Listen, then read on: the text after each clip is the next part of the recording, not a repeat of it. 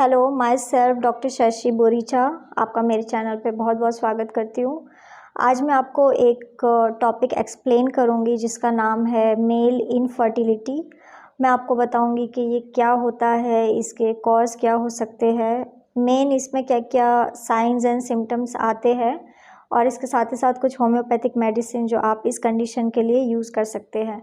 लेकिन उससे पहले आप प्लीज़ मेरे चैनल को सब्सक्राइब कर लीजिए और जो बेल आइकन है उसे प्रेस कर लीजिए ताकि आपको मेरे आने वाली वीडियोस का नोटिफिकेशन मिलता रहे।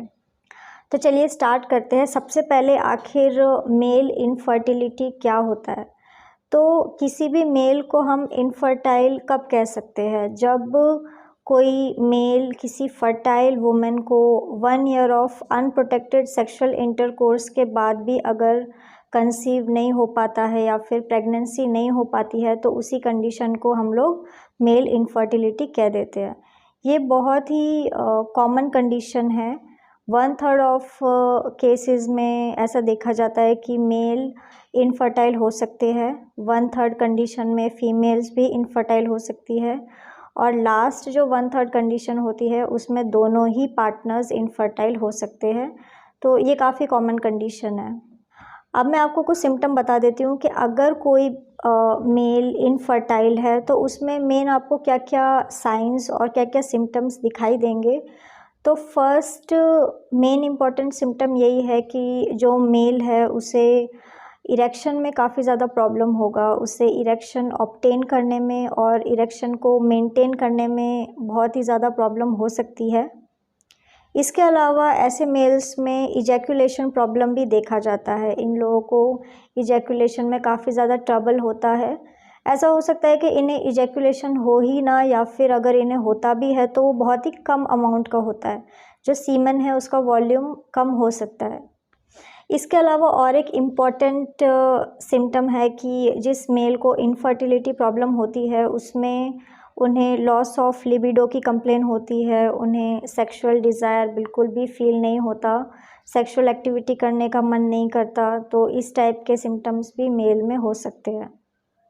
कई बार ऐसा देखा जाता है कि मेल्स को अगर टेस्टिकल से रिलेटेड कोई प्रॉब्लम है, कोई बीमारी है, जैसे कि हाइड्रोसील हो गया या फिर वेरिकोसील हो गया, ऐसी कोई भी कंडीशन है टेस्टिकल्स में या फिर टेस्टिकल्स के अराउंड कोई कंप्लेन होती है, पेन हो सकता है, उन्हें डिस्कम्फर्ट हो सकता है, कोई टाइप का इन्फेक्शन हो सकता है, तो ऐसे कंडीशन में भी आप कह सकते हो कि मेल को इनफर्टिलिटी हो जाए और ये एक इम्पॉर्टेंट सिम्टम कहा जाता है। इसके अलावा और एक सिम्टम है जो काफ़ी इम्पॉर्टेंट है, जैसे कि अगर किसी मेल को ब्रेस्ट टिश्यू ग्रो कर रहा है, उन्हें गायनेकोमेस्टिया हो रहा है, चेस्ट में फैटी टिश्यू डिपोजिशन हो रहा है, तो ऐसी कंडीशन में भी मेल इनफर्टिलिटी कहा जा सकता है। इसके अलावा एक और इम्पॉर्टेंट सिम्टम है, अगर किसी मेल को हार्मोनल प्रॉब्लम हो जाए, उनके बॉडी में मेल हार्मोन्स की कमी होने लग जाए, तो ऐसी कंडीशन में भी इनफर्टिलिटी हो सकता है। और ये एक इम्पॉर्टेंट सिम्टम आप कह सकते हो, क्योंकि इसमें ऐसा देखा जाता है कि जब भी मेल हार्मोन बॉडी से कम होने लग जाता है तो मेल्स को जो फेशियल हेयर्स होते हैं वो कम होने लग जाते हैं, गिरने लग जाते हैं, झड़ने लग जाते हैं, ऐसे पैचेस बनने लग जाते हैं उनको बियर्ड में। तो ये एक इम्पॉर्टेंट सिम्टम आप कह सकते हो। कई बार ऐसा देखा जाता है कि जो टेस्टिकल्स है वहाँ पे लम्प फॉर्म होने लग जाता है, जिसके वजह से इनफर्टिलिटी हो सकती है। तो ये भी एक इम्पॉर्टेंट सिम्टम है। इनफर्टिलिटी मेल्स में इनफर्टिलिटी होने के काफ़ी सारे रीज़न हो सकते हैं, जिसमें मेन इम्पॉर्टेंट रीज़न इन्फेक्शन हो सकता है। अगर उन्हें टेस्टिकल्स में इन्फेक्शन है, वेरिकोसील की कंप्लेन रहती हो, हाइड्रोसील है, तो ऐसे मेल्स को इनफर्टिलिटी इन फ्यूचर हो सकती है।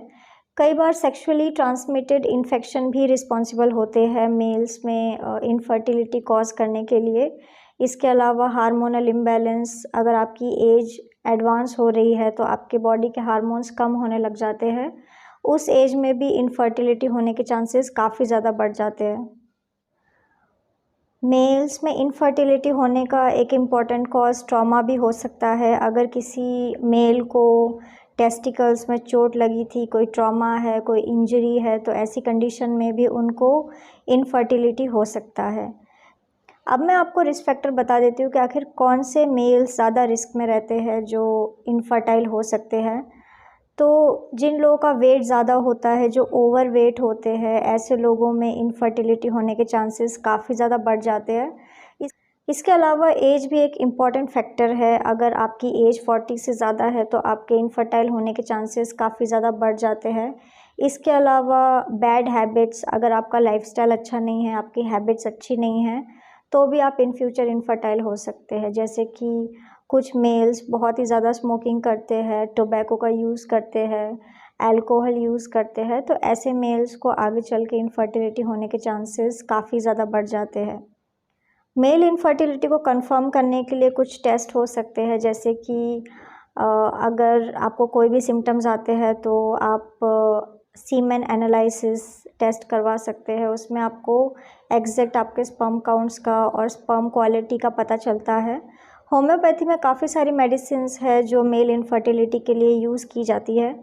तो मेडिसिन जैसे कि डेमियाना मदर टिंचर का आप यूज़ कर सकते हैं। इसके अलावा selenium 30, acid force 30, Withania somnifera mother tincture, ये सारी मेडिसिन बहुत ही ज़्यादा इफ़ेक्टिव मेडिसिन हैं। अगर किसी मेल को इनफर्टिलिटी की कंप्लेन है तो ऐसे मेल्स इन मेडिसिन का यूज़ कर सकते हैं। सो फ्रेंड्स, ये था मेल इनफर्टिलिटी। मैंने आपको बता दिया कि इसमें क्या क्या सिम्टम्स आ सकते हैं, क्या कॉज हो सकता है, और कुछ होम्योपैथिक मेडिसिन जो आप इस कंडीशन के लिए यूज़ कर सकते हैं। तो अगर आप किसी भी कंडीशन के लिए मुझसे कंसल्ट करना चाहते हैं तो आप मुझे मेरे व्हाट्सएप नंबर पे मैसेज कर सकते हैं, मैं आपको रिप्लाई करूँगी। तो अगर आपको मेरा ये वीडियो यूज़फुल और इन्फॉर्मेटिव लगा हो तो आप प्लीज़ इसको लाइक कर दीजिए, और साथ ही साथ मेरे चैनल को सब्सक्राइब कर लीजिए, और जो बेल आइकन है उसे प्रेस कर लीजिए ताकि आपको मेरे आने वाली वीडियोज़ का नोटिफिकेशन मिलता रहे। तो आज के लिए बस इतना ही। Thank you.